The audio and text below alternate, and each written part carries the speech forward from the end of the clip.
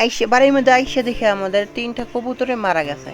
তা আমি বলি কি বলতে মারা গেছে, মানে এই কবুতর খোপটা মানে কবুতরের বাসাটা ছিল না যেখানে, বাসাটা আমরা কিন্তু যেবেলা চলে যাচ্ছিলাম তখন এটা লাগাই যাচ্ছিলাম।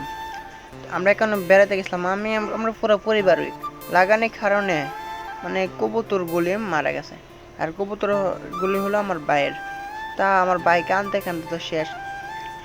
আর এটার মধ্যে মনে হয় আর 2টা কবুতর আছে, 2টা বাচ্চা আছে, কিন্তু এটা কি বলবো গাইস, মানে অনেক কষ্ট। আর আমার ভাই দেখো বড় ভাই কান্না শুরু করছে, মানে তার প্রিয় কবুতর ছিল, সে মন খারাপ করে এখানে কান্না শুরু করছে।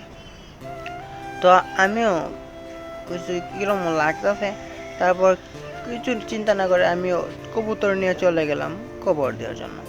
আমি ফার্স্ট অফ অল গাদা করে ফেললাম, গাদা করে ফেলার সাথে সাথে তাদেরকে আমি মাটি মানে তারপর আমি সমস্ত কবুতর দেখতেছেন না, সব কবুতরগুলিকে আমি কবর দিয়ে ফেললাম।